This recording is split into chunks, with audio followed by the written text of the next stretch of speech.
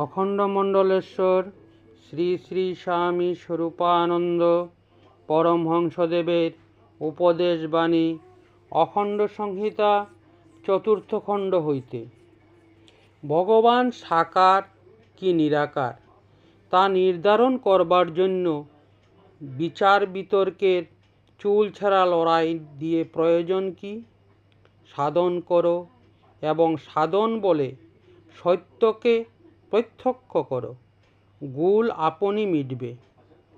কথার তাজমহল রচনা করে হবে আত্মবঞ্চনা আর পরবিভ্রম। ভগবানকে খুঁজে বের করো, বাগ বিতণ্ডার পথে নয়, সাধনের পথে। বাক্য নিপুণতাকে জ্ঞানমার্গ বলে ভ্রম করো না।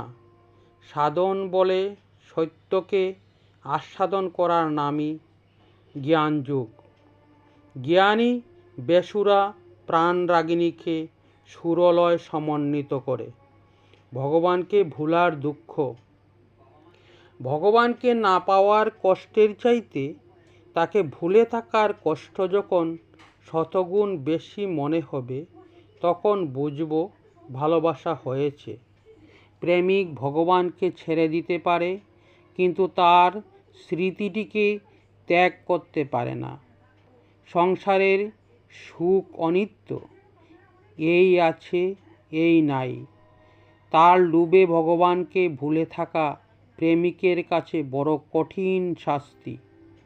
ইন্দ্রিয়ের তেজ অহরহ বুকপথে ক্ষয় পাচ্ছে।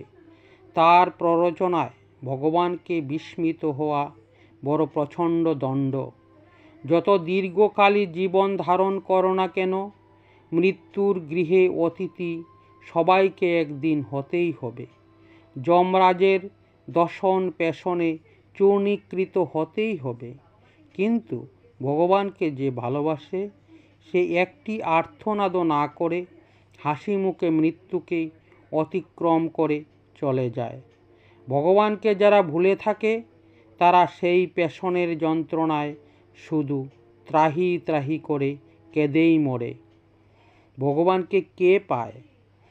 ভগবানের দিকে যখন মন যেতে চায়, তখন প্রেয় এসে শ্রেয়ের সঙ্গে লড়াই জুড়ে দেয়।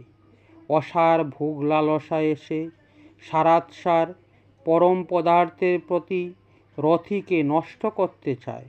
অনিত্য কাম্য বস্তু সকল, আশু প্রীতিকর সুখসমূহ, নিত্যামৃত রসের প্রতি চিত্তকে বিরূপ ও পরম সুখের প্রতি পরাঙ্মুখ করতে চেষ্টা পায়। তখন সব ছেড়ে যে শুধু ভগবানকেই নিয়ে মাটি কামড়ে পড়ে থাকতে পারে, তাকেই বলি বুদ্ধিমান। প্রলোভন আর ভয়, এই দুটি হচ্ছে ভগবৎ প্রেমের বাধা।